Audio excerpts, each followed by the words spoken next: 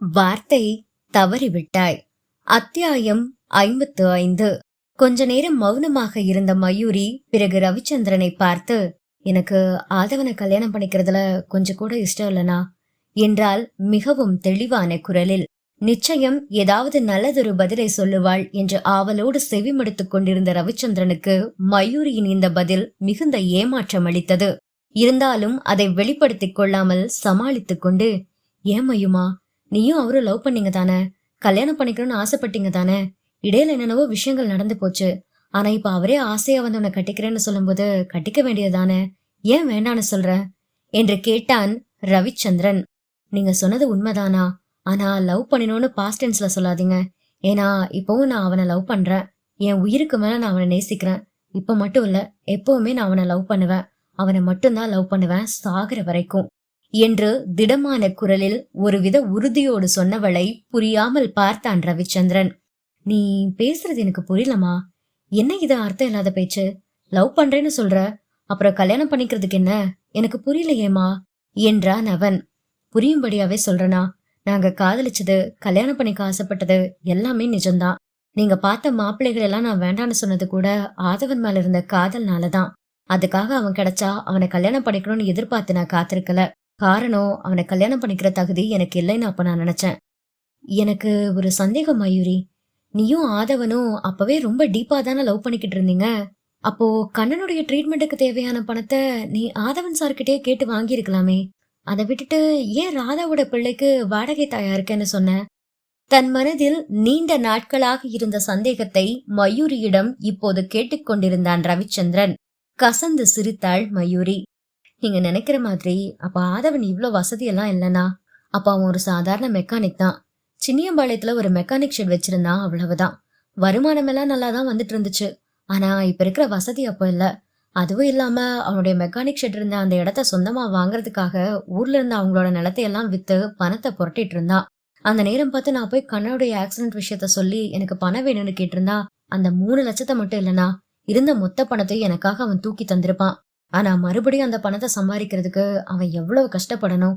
அப்புறம் அவனுடைய கனவு, லட்சியம் இதையெல்லாம் என்னோட சுயநலத்துக்காக அவனுக்கு என் மேல இருந்த காதல அட்வான்டேஜா எடுத்துக்கிட்டு நான் அழிச்ச மாதிரி ஆகாதா? சும்மா இருந்த அவனை ஆசை காட்டி அவன் மனசுல கனவுகளை வளர்த்து விட்டதே நான் தான். என்னால அவன் மனசுல உண்டான கனவுகளையும் லட்சியத்தையும் நானே எப்படி அழிப்பேன்? அதனாலதான் அவன் கிட்ட நான் எதுவுமே சொல்லல, எதுவும் கேட்கவும் இல்ல. ஆதவனை பத்தி நல்லாவே எனக்கு தெரியும். எந்த விஷயத்தையும் நானே நேரடியா போய் அவன் கிட்ட சொல்லணும்னு அவசியம் இல்ல. யார் மூலமா கேள்விப்பட்டா கூட அவன் என்ன கேட்காமலே வந்து எனக்கு உதவி செய்வான். அந்த அளவுக்கு நாங்க 2 பேரும் அந்யோன்யமா தான் இருந்தோம். அதாவது புருஷன் பொண்டாட்டி மாதிரி. எங்களுக்குள்ள தாம்பத்திய உறவு மட்டும்தான் நடக்கலையே தவிர மனசால நாங்க 2 பேரும் கணவன் மனைவியா தான் வாழ்ந்துட்டு இருந்தோம். எனக்கு என்ன தேவைன்னு பார்த்து பார்த்து செய்வான், வாங்கி தருவான். உங்களுக்கு ஒண்ணு தெரியுமானா, மாசம் மாசம் எனக்கு நாப்கின் வாங்கி தரது கூட அவன்தான். ஒருவேளை அவன் யார்கிட்டயாவது விசாரிச்சு என்னை தேடி வந்து பணத்துக்காகத்தான் நான் வாடகை தாயா மாறி இருக்கேன்னு தெரிஞ்சா ரொம்ப கஷ்டப்படுவான். அவனால தாங்கிக்கவே முடியாது. அதனாலதான் அவன் என்ன கடைசி வரைக்கும் தேடியே வரக்கூடாதுங்கிறதுக்காகத்தான் என் மேல அவனுக்கு ஒரு வெறுப்பை உண்டாக்கணும்னு நினைச்சேன். அதுக்காகத்தான் கிஷோர் அண்ணாவை கூட்டிட்டு போய் மெக்கானிக் ஷெட்ல வச்சு நான் ஒரு பெரிய பணக்காரனை கல்யாணம் பண்ணிக்க போறதா சொல்லி அவனை கீழ்த்தரமா பேசி என் மேலேயே கோபம் வர மாதிரி பேசிட்டு வந்தேன். ஆனா 3 வருஷம் கழிச்சு ஆதித்யா மோட்டார்ஸ்க்கு நான் வேலைக்கு போனப்ப நான் சொன்ன அத்தனை வார்த்தைகளையும் மனசுல வச்சுக்கிட்டு அவன் என்னை எவ்வளவு கேவலமா பேசினான்னு தெரியுமா அண்ணா? வேசின்னு சொன்னா, விபச்சாரின்னு சொன்னா, பணம் வேணும்னா என்ன வேணாலும் செய்யற பிறவின்னு சொன்னா, குறைஞ்சபட்சம் ஒரு 1000 முறையாவது சாக்கடைன்னு சொல்லியிருப்பான். எவ்வளவு மோசமா என்கிட்ட நடந்துக்க முடியுமோ அவ்வளவு மோசமா நடந்துக்கிட்டான். அப்ப கூட அவனுக்கு என் வாழ்க்கையில நிஜமாவே என்ன நடந்துச்சுன்னு என்கிட்ட விசாரிச்சு பார்க்கணும்னு தோணவே இல்ல. மறுபடியும் மறுபடியும் குத்தி குத்தி என்னை புண்ணாக்கி அதுலதான் அவன் சந்தோஷத்தை அனுபவிச்சுட்டு இருந்தான். ஆதித்யா மோட்டார்ஸோட எம்டி அவன் தானே தெரிஞ்ச அடுத்த நிமிஷமே என்னால அந்த 10 லட்சம் ரூபாயை அவன் முகத்துல விட்டு எறிஞ்சிட்டு வெளியே வந்திருக்க முடியும். ஆனா அதை நான் செய்யல. எனக்கு செய்யணும்னு தோணல. அவனோட நல்லதுக்காக சொன்னதா இருந்தாலும் கூட நான் சொன்ன அந்த வார்த்தைகள் அவனை ரொம்ப காயப்படுத்தி இருக்கும்னு எனக்கு தெரியும். நம்மள பழி வாங்கி அந்த சுகத்திலையாவது அவன் சந்தோஷமா இருக்கட்டுமேன்னு நினைச்சேன். அப்புறம் அப்புறம் என்று சொல்ல வந்ததை சொல்லாமல் தயங்கியவாறே ரவிச்சந்திரனது முகத்தை பாவமாக பார்த்தவள், அவனை கல்யாணம் தான் பண்ணிக்க முடியல, அட்லீஸ்ட் அவனோட முகத்தை பார்த்தாவது ஆறுதலா இருக்கலாமேங்கிற ஒரு நப்பாசையில தான் நான் தொடர்ந்து வேலைக்கு போனேன். ஆனா கடைசி வரைக்கும் அவன் என்ன புரிஞ்சுக்கவே இல்லை. அவனோட கேன்டீன்ல போடுற சாப்பாடை சாப்பிட பிடிக்காம வீட்டுல இருந்து சமைச்சு எடுத்துட்டு போனேன். அதை எனக்கே தெரியாம எடுத்துட்டு போய் டஸ்ட்பின்ல கொட்டினான். ஒரு அண்ணனா உங்ககிட்ட சொல்ல முடியாத அளவுக்கு நிறைய வார்த்தைகள் அவன் என்ன பேசியிருக்கானா? கடைசியா என்றவள் யோசனையோடு ரவிச்சந்திரன் முகத்தை பார்த்தாள் மயூரி. உங்ககிட்ட இத சொல்லலாமா வேண்டாமான்னு தெரியல. ஆனா இந்த பேச்ச இதோட முடிச்சுக்கலாம். அதுக்காக நான் இந்த விஷயத்த உங்ககிட்ட சொல்றேன் என்றவள் தயங்கியபடி பெங்களூர் ஹோட்டலில் ஆதவனோடு தங்கி இருந்த இரவில் இருவருக்கும் இடையே நடந்த உறவினை பற்றி சொன்னாள். அவன் கட்டாயப்படுத்தி என்னை எடுத்துக்கல. நானா விருப்பப்பட்டுதான் என்ன அவனுக்கு கொடுத்தேன். ஆனா அதுக்கு அவன் என்ன செஞ்சான் தெரியுமா? மறுநாள் காலையில ஆபீஸ்க்கு போயிருந்தப்ப ஒரு நாள் ராத்திரி அவனோட இருந்ததுக்கான கூலின்னு சொல்லி பணத்தை கொடுத்தான் என்றவள் முகத்தை மூடிக்கொண்டு குலுங்கி அழுது விட்டாள். அழாத மயூரி என்றவாறே ஆதூரமாய் அவளது தலையை கோதி மார்பில் சாய்த்து முதுகை தடவி விட்டான் ரவிச்சந்திரன். கொஞ்ச நேரம் அழுதுவிட்டு அமைதியானாள் மயூரி. சரிம்மா, உன் மனசுக்கு இஷ்டம் இல்லைன்னா வேண்டாம், விட்டுடலாம். அப்போ வேற யாராவது நல்ல பையனா பாக்கட்டுமா என்று கேட்டான் ரவிச்சந்திரன். வேண்டானா, எனக்கு கல்யாணத்துல இஷ்டம் இல்ல. நான் கடைசி வரைக்கும் இப்படியே இருந்துக்கிறேன் என்றவளை இடைமறித்தான் ரவிச்சந்திரன். நான் கொஞ்சம் பேச மயூரி, அதுக்கப்புறம் நீ பேசு. ராதாவுக்கு திடீர்னு அப்படி ஆனதுனால எனக்கு ரொம்ப பயமா இருக்கு. ஒருவேளை உனக்கு எந்த நல்லதுமே செஞ்சு வைக்காம நானும் அவ மாதிரியே என்று சொல்ல, அண்ணா என்று அலறிக்கொண்டே ரவிச்சந்திரன் வாயை பொத்தினாள் மயூரி. இப்படி எல்லாம் பேசாதீங்கண்ணா, உங்களுக்கு ஒன்னும் ஆகாது. நீங்க 100 வயசு வரைக்கும் ஆரோக்கியமா இருப்பீங்க என்றாள் மயூரி கண்ணீருடன். தனது வாயை பொத்தி இருந்த அவளது கைகளை எடுத்து தனது கைக்குள் வைத்து தடவிக்கொண்டே, நெருப்புன்னு சொன்னா வாய் வெந்துடாது மயுமா. சில நிதர்சனமான உண்மைகளை நம்ம பேசிதான் ஆகணும். கடைசி வரைக்கும் இப்படியே இருக்க முடியும்னு நினைக்கிறியா? கடைசி வரைக்கும் துணையே இல்லாம இருக்க முடியாது மயூரி, புரிஞ்சுக்க. ஒரு வயசு வரைக்கும் இருக்கிற நம்பிக்கை அந்த வயசை கடந்ததுக்கு அப்புறமா தூள் தூளா நொறுங்கி போயிடும். அப்ப யாராவது துணை வேணும்னு நமக்கு தோணும். அந்த நேரத்துல போய் நமக்குன்னு ஒரு துணையை எங்க தேடுறது? அதனாலதான் சொல்றேன், இப்பவே என்று ரவிச்சந்திரன் சொல்ல வேகமாய் தலையசைத்து அவனது கூற்றை மறுத்தாள் மயூரி. நீங்க சொல்ற ரத்த சம்பந்தம், சொந்த பந்தம், உறவுகள் இதுலெல்லாம் எனக்கு எந்த நம்பிக்கையும் கிடையாதுனா. நீங்க என் மேல வச்சிருக்கிற அன்புக்கும் பாசத்துக்கும் அக்கறைக்கும் என்ன காரணம்? நான் உங்க உறவா? நான் உங்க ரத்த சொந்தமா? இல்ல நான் உங்க கூட பிறந்தனா? இல்லையே.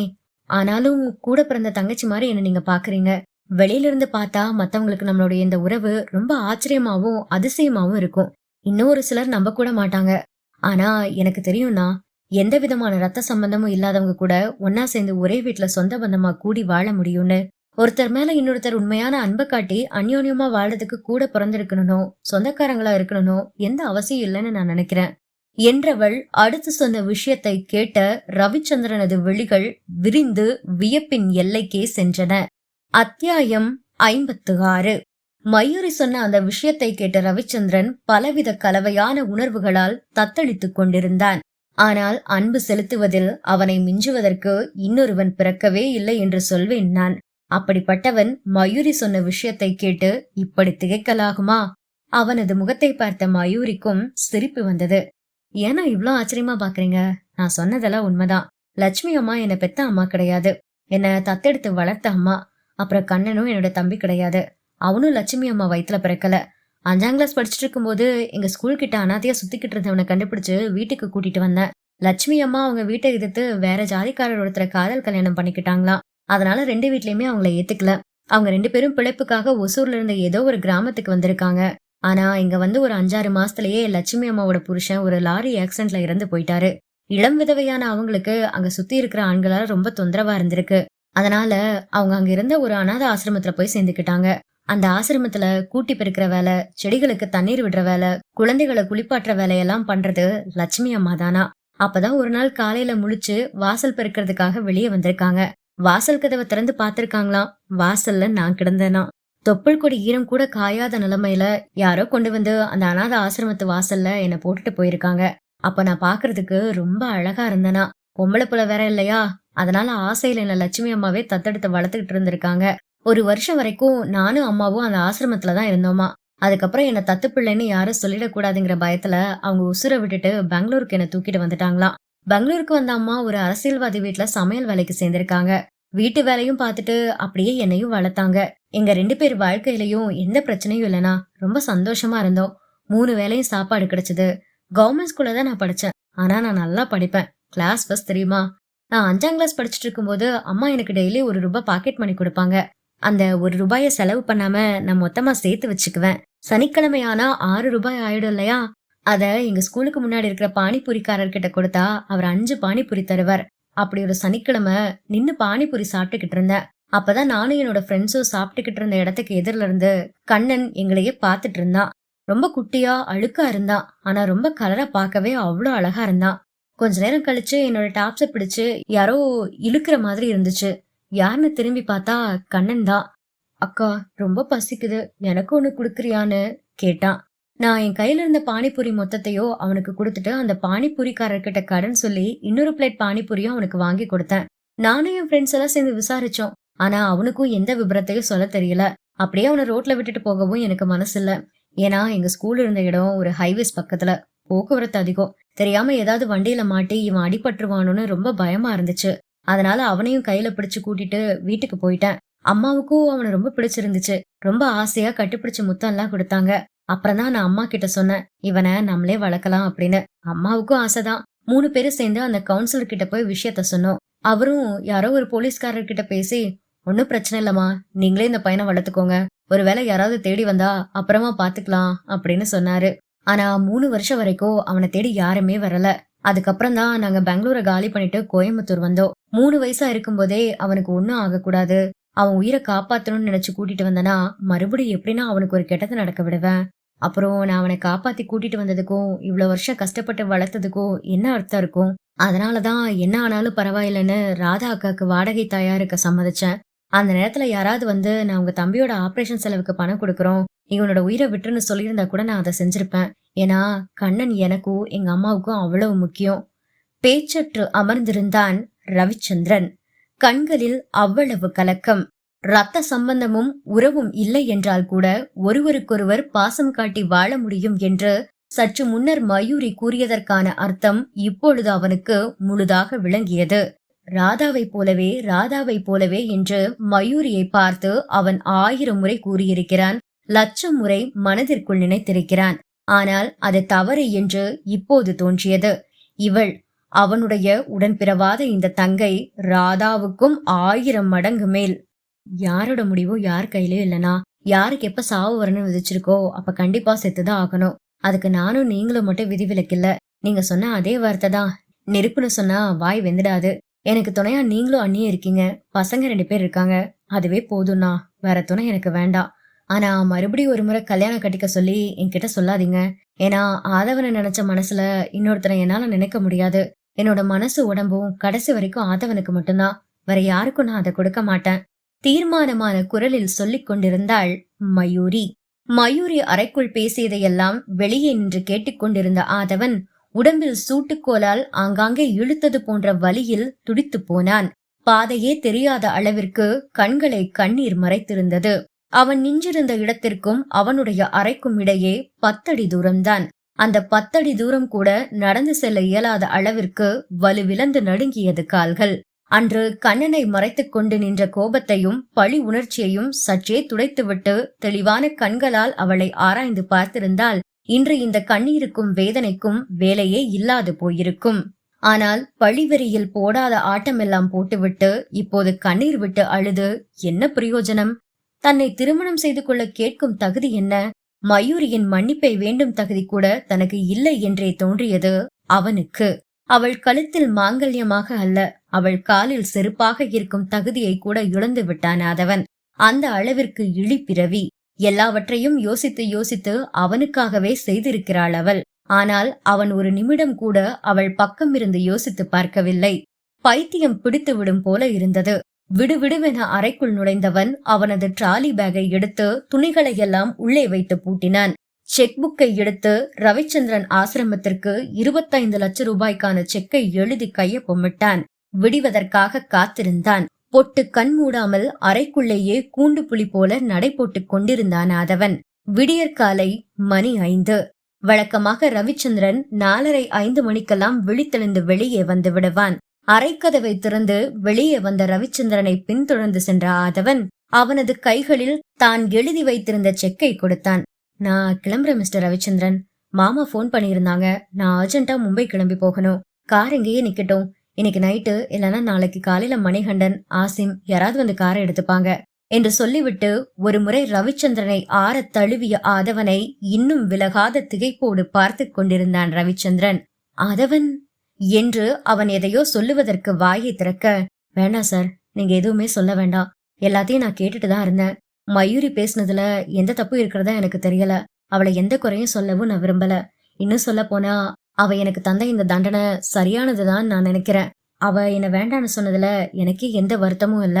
அப்புறம் நீங்க ஏன் சார் வீணா கவலைப்படுறீங்க? பரவாயில்ல விடுங்க, நான் கிளம்புறேன் என்றவன் அதன் பிறகு அங்கே ஒரு நிமிடம் கூட தாமதிக்கவில்லை. வெளியேறி சென்று விட்டான். அத்தியாயம் 57. என்ன மன்னிச்சிரு மயூரி, நான் தப்பு பண்ணிட்டேன். நான் உன்னை புரிஞ்சுக்கவே இல்லடி மயூரி. மயூரி. குடிபோதையில் தன்னையும் மீறி புதற்றிக் கொண்டு கிடந்த ஆதவனை கண்ணீரோடு பார்த்து கொண்டு சிலையாக அமர்ந்திருந்தார் ஆதவனின் தாயார் அருந்ததி. கிட்டத்தட்ட வந்ததிலிருந்து இதே புலம்பல்தான். குறைந்தபட்சம் லட்சம் முறையாவது இந்த வார்த்தைகளை சொல்லியிருப்பான் திரும்ப திரும்ப. அதை தவிர வேறு வார்த்தைகளே அவனது வாயிலிருந்து வரவில்லை. பெற்றவருக்கு தெரிந்தது கட்டுசெட்டாக தான் வளர்த்த மகன் இவன் இல்லை என்று. அவனிடம் நிறைய மாற்றங்கள், உடலளவிலும் மனதளவிலும். உடலளவில் ஏற்கனவே அவன் ஒரு இளவரசனை போலத்தான் இருப்பான். சிவந்த நிறமும் நல்ல உயரமும் அதற்கேற்ற உடற்கட்டும் கைப்பிடியில் அடங்கா கேசமும் செதுக்கி வைத்தார் போன்ற அங்க அவயங்களுமாக மகன் எப்போதுமே அழகன்தான். இப்பொழுது முன்பை விட அதிகமான அழகு வந்திருந்தது. கம்பீரம் கூடியிருந்தது பேச்சிலும் நடத்தையிலும். ஆனால் குணம் பாதியாக குறைந்துவிட்டது. அதுதான் அருந்ததியை கவலையுறச் செய்தது. இன்றைக்கென்று இல்லை, அவருக்கு தெரிந்து ஒரு 3 வருடங்களுக்கு முன்பாகவே மகனிடம் பலவிதமான மாற்றங்கள். அவன் அவனாகவே இல்லை. 3 வருடங்களுக்கு முன்பும் ஒரு நாள் இதே போலதான் குடித்துவிட்டு வந்தான். அந்த வாடை பிடிக்காது, வாந்தி வருகிறது என்பான். குடிப்பவர்கள் எதிரே வந்தாலே தூரமாய் தள்ளி போய் விடுவான். அது மட்டுமல்ல, ஏன் தான் இப்படி குடிச்சு குடிச்சு வீட்டையும் நாட்டையும் சேர்த்து கெடுக்கிறானுகளோ என்று ஏசவும் செய்வான். அப்படிப்பட்டவன் மூக்கு முட்ட குடித்துவிட்டு வந்து கதவை தட்டி கொண்டு நின்றான். கதவை திறந்த அடுத்த நொடி அவர் மேலேயே விழுந்து கிடந்தான். அதிர்ந்து போனார் அருந்ததி. சாதாரண அதிர்ச்சி எல்லாம் இல்லை, பயங்கரமான அதிர்ச்சி. ஒரே நாளில் அவருடைய உலகமே தலைகீழாக மாறிவிட்டது போல, ஏதோ வேற்று கிரகத்திற்கு குடிபெயர்ந்து விட்டதை போல பேரதிர்ச்சி அடைந்தார் அருந்ததி. ஆனால் அதன் பிறகு அவன் குடித்ததை போல தெரியவில்லை. ஆனால் மிகவும் இறுக்கமாக இருந்தான். சிரிக்க மாட்டான். வேளா வேளைக்கு சாப்பிடுவான். நன்றாக உழைத்தான். வீட்டிற்கு தேவையானது, தாய்க்கு தேவையானது என்று அனைத்தையும் மறவாமல் பார்த்து பார்த்து செய்தான். எப்படியாவது மகனுடைய இந்த மாற்றத்திற்கான காரணத்தை அறிந்து கொள்ள வேண்டும் என்று துடியாய் துடித்துக் கொண்டிருந்தார் அருந்ததி. ஆனால் என்ன ஏதென்று மகனை விசாரிக்கவும் பயமாக இருந்தது. அதன் பிறகுதான் அவர்களுடைய வாழ்க்கை மாறிவிட்டதே. கணக்கில் அடங்காத சொத்துக்கள் வந்து சேர்ந்து விட்டன. ஆனால் அருந்ததிக்கு தெரிந்து இந்த சொத்துகள் வந்ததினாலெல்லாம் மகன் குடிக்கவில்லை. அதற்கு முன்பே அவன் குடிக்க ஆரம்பித்திருக்கிறான். அவருடைய கணிப்பு சரியாக இருக்கும் என்றால் அவனுடைய இந்த பிரச்சனை கோயம்புத்தூரில் வைத்து ஆரம்பித்திருக்க வேண்டும். அதே பிரச்சனை அவனை தொடர்ந்து இங்கேயும் வந்திருக்க வேண்டும். ஆனால் சமீப காலமாக இறுக்கம் தளர்ந்து கொஞ்சம் சந்தோஷமாக இருந்தான் ஆதவன். மிக மிக முக்கியமான மாற்றமாக மறந்துவிட்டானோ என்று அருந்ததி நினைத்த அவனுடைய சிரிப்பை பழையபடி அவனது முகத்தில் பார்க்க முடிந்தது. எல்லாம் சரியாகிவிட்டது என்று அவருக்கும் நிம்மதியாகத்தான் இருந்தது. ஆனால் திடீரென இன்று மதியம் பழையபடி குடித்துவிட்டு வந்து வாசலில் விழுந்து கிடந்தான். கேட்க வேண்டாம், மகனுடைய மனதை வருத்தப்பட வைக்க கூடாது என்றெல்லாம் நினைப்பது தவறு. கண்டிப்பாக என்ன பிரச்சனை என்பதை அவனிடம் கேட்டு தெரிந்து கொள்ள வேண்டும். பிரச்சனையை தெரிந்து கொண்டால்தான் அந்த பிரச்சனைக்குள் இருந்து மகனை வெளியே கொண்டு வர முடியும். ஆனால் போதை தெளிந்து மகன் வெளியே வந்தால் அல்லவா என்ன ஏதென்று விசாரிக்க முடியும். அவன்தான் இப்போதைக்கு விழிப்பதாகவே இல்லையே. மணியை பார்த்தார் அருந்ததி. மணி 5. உச்சி வேளையில் வீட்டிற்கு வந்தவன் இதுவரை பச்சை தண்ணீர் கூட பல்லில் படவில்லை, தூங்கவும் இல்லை. மயூரி மயூரி என்று அந்த பெயரை தான் சொல்லி எதையெதையோ பிதற்றிக் கொண்டே கிடக்கிறான், புலம்புகிறான், அழுகிறான். சில நேரங்களில் ஏதோ மயூரி என்பவள் அவனுக்கு எதிரே உட்கார்ந்திருப்பது போல கற்பனை செய்து கொண்டு பேசிக் கொண்டிருந்தான் ஆதவன். கண்ணீரை துடைத்துக் கொண்டு எழுந்தார் அருந்ததி. கண்ணீர் விட்டுக்கொண்டு இங்கே இருப்பதற்கு பதில் கோவிலுக்கு சென்று மனக்குறையெல்லாம் அந்த அம்பாளிடம் இறக்கி வைத்துவிட்டு வந்தால் நன்றாக இருக்கும் போல தோன்ற கோயிலுக்கு கிளம்பி விட்டார் அவர். ஆனால் பாவம், அந்த தாய் ஒன்றை அறியவில்லை. எதிரே உறங்குவதும் விழிப்பதுமாய் புலம்புவதுமாய் கிடக்கும் தான் பெற்ற மகனது உள்ளம் உலைக்களமாய் கொதித்துக் கொண்டிருக்கிறது என்பதையும், அதை அடக்குவதற்காக அவன் என்ன வேண்டுமானாலும் செய்வான் என்பதையும், நடக்கப் போகும் விபரீதம் அறிந்திருந்தால் ஒருவேளை அந்த இடத்தை விட்டு அசைந்திருக்கவே மாட்டாரோ அருந்ததி. ஆதவனுடைய வீட்டிற்கு பக்கத்திலேயே ஒரு கருமாரியம்மன் கோவில் இருந்தது. வழக்கமாக அந்த கோவிலுக்கு தான் செல்வார் அருந்ததி. பக்கத்தில் என்பதால் நடந்தே போய்விட்டு நடந்தேதான் திரும்பி வருவார். கோவிலுக்கு சென்றுவிட்டு வீட்டிற்குள் நுழைந்த அவரது கண்களில் விழுந்தது ஆசிமின் பைக். கூடவே வாசலில் 2 ஜோடி காலணிகள். ஆசிமும் மணிமேகலையும் வந்திருக்கிறார்கள் போல என்று ஆசையாக உள்ளே கால் எடுத்து வைத்தவரது செவிகளில் அரைந்த அலறல் சத்தத்தில் ஒரு நிமிடம் விதிர்விதிர்த்து போய்விட்டார் அருந்ததி. என்ன கூச்சல் கேட்கிறது? மணிமேகலை அலறும் சத்தம் கேட்கிறது. அதுவும் சரியாக ஆதவனது அறையிலிருந்துதானே. உள்ளம் பந்தய குதிரையாய் ஓட கையிலிருந்த பூஜை கூடையை வீசாத குறையாக சோஃபாவில் போட்டுவிட்டு உயிரை கையில் பிடித்துக் கொண்டு ஆதவனது அறையை நோக்கி ஓடினார் அருந்ததி. மணிமேகலை வீல் வீல் என்று கத்திக் கொண்டிருக்க, வாய மூடு மேகல என்று அவளை அதட்டிக்கொண்டே ரத்தம் வடிந்து கொண்டிருந்த ஆதவனது கையில் ஒரு டவலை வைத்து இறுக்கமாக சுற்றி கொண்டிருந்தான் ஆசிம். ஆதவன் கட்டிலில் படுத்திருக்க அவனது வலது கை கட்டிலுக்கு கீழே தொங்கிக் கொண்டிருந்தது. காயத்தை சுற்றி கட்டிக்கொண்டிருந்த கனத்த டவலையும் தாண்டி சீறி பாய்ந்து கொண்டிருந்தது ரத்தம். கட்டிலருகே அந்த இடம் முழுக்க வட்டமாய் உறைந்து போய் ரத்தம் கிடக்க அருந்ததிக்கு என்ன நடக்கிறதென்றே புரியவில்லை. மாறாக ரத்தத்தின் சிவப்பு மூளைக்குள் சென்று ஏதோ செய்ய அவருக்கும் தலை கிறுகிறுக்க ஆரம்பித்தது. மணிமேகலை குய்யோ முறையோ என்று பயத்தில் அலறிக்கொண்டிருக்க சத்தம் கேட்டு அனைத்து வேலைக்காரர்களும் ஆதவனது அறைக்கு வந்தார்கள். யாருக்கும் எதுவுமே புரியவில்லை. அவ்வளவு ஏன், கையிலிருந்து அருவி போல ரத்தம் கொட்டி கொண்டிருப்பது கூட தெரியாமல் இன்னமும் ஏதேதோ சொல்லி புலம்பிக் கொண்டுதான் கிடந்தான் ஆதவன். ஐசியூவில் வைத்து ஆதவனுக்கு சிகிச்சை நடந்து கொண்டிருந்தது. அருந்ததி அம்மாள் கோவிலுக்கு சென்றிருந்த அந்த கால இடைவெளியில் குற்ற உணர்ச்சி தாங்காமல் அணத்திக் கொண்டே கிடந்தான் ஆதவன். மயூரிக்கு பலவிதமான கொடுமைகளை செய்த தனக்கு எந்த தண்டனையும் கிடைக்கவில்லையே, யாரும் கொடுக்கவில்லையே. ஏன்? எவ்வளவோ அவளை வருத்தி இருக்கிறான், வேதனைப்பட வைத்திருக்கிறான், கண்ணீர் விட்டு அழ வைத்திருக்கிறான், உடம்பை காயப்படுத்தி இருக்கிறான். இத்தனை நடந்தும் அவள் இன்னும் தன்னை காதலிக்கிறாளே. தன்னை தவிர வேற யாரையும் நினைத்து கூட பார்க்க மாட்டேன் என்று விட்டாளே. ஆனாலும் கடைசி வரைக்கும் தான் அவளை புரிந்து கொள்ளவே இல்லையே என்று அவன் மனமடைந்த வேதனைக்கு அளவே இல்லை. யாரும் தண்டனை தராவிட்டால் என்ன, தான் மனமாற அவளுக்கு செய்த தீங்கிற்கான தண்டனையை எனக்கு நானே தந்து கொள்வேன் என்று நினைத்தவன் எப்பொழுதும் பேண்ட் பாக்கெட்டில் வைத்திருக்கும் அந்த சிறிய கட்டிங் பிளேடு போன்ற 3 இன்ச் அளவிலான கத்தியை எடுத்து வலது கையில் ஒரே கீறாக கீறிவிட்டான் 5 அங்குல அகலத்திற்கு. அந்த நேரம் பார்த்துதான் அவனை பார்ப்பதற்காக மணிமேகலையும் ஆசிமும் வந்திருந்தார்கள். அருந்ததி அம்மாள் தான் அவர்களை வர சொல்லியிருந்தார். நிச்சயமாக ஆதவன் சொல்லும் அந்த மயூரி என்ற பெண்ணை பற்றிய உண்மை அவர்கள் இருவருக்கும் தெரிந்திருக்கும் என்று அருந்ததி நம்பினார். அவர்கள் இருவரும் வந்த நேரத்தில்தான் ஆதவனுடைய கை படுக்கையிலிருந்து கீழே தொங்கிக் கொண்டிருக்க அதிலிருந்து ரத்தம் பீரிட்டு அடித்துக் கொண்டிருந்தது. ஆசிம் தான் நடந்ததை யூகித்து ஆதவனுக்கு முதலுதவி செய்து மருத்துவமனைக்கு அழைத்து சென்றான். அப்போதும் கூட ஆதவனுக்கு என்ன நடந்தது, என்ன நடக்கிறது என்று ஒன்றும் தெரியவில்லை. அந்த அளவிற்கு போதை. மயக்க மருந்து கொடுக்காமல் ஆதவன் கிழித்து வைத்திருந்த கை காயத்திற்கு தையல் போட்டுக் கொண்டிருந்தார்கள்.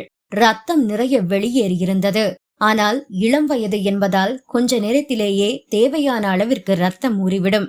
அதனால் ரத்தம் கொடுக்க தேவையில்லை என்று சொல்லிவிட்டார் மருத்துவர்.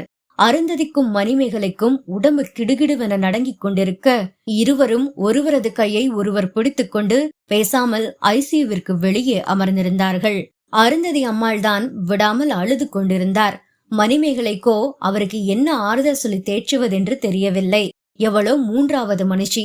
அவளுக்கே அவன் உடம்பிலிருந்து வெளியேறிய ரத்தத்தை பார்த்து அப்படி உடம்பு நடுங்கியது. தனது ரத்தத்தையே பாலாய் கொடுத்து வளர்த்த பெற்றவளுக்கு அந்த காட்சி எப்படி இருந்திருக்கும்? சாகும் வரை அந்த கோரக்காட்சியை மறக்க இயலுமா? இந்த வயதில் இப்படியெல்லாம் தண்டனை கொடுத்து பெற்றவளை வதைக்க வேண்டுமா? இதை அவன் கொஞ்சமாவது யோசித்திருக்கலாம் அல்லவா? அப்படி என்னதான் நடந்திருக்குமோ மதுரையில்? மயூரியை சந்தித்து பேசி எப்படியாவது அவளிடம் திருமணத்திற்கு சம்மதத்தை வாங்கி வருவேன் என்று உறுதி சொல்லிவிட்டுதானே போனான். எவ்வளவு மகிழ்ச்சியும் சந்தோஷமும் நம்பிக்கையுமாக கிளம்பி போனான் ஆதவன். மதுரையிலிருந்து திரும்பி வந்தவன் தற்கொலை செய்து கொள்ள முயன்றிருக்கிறான் என்றால் மயூரி ஆதவனை திருமணம் செய்து கொள்ள மறுத்து விட்டாளோ? தொடரும்.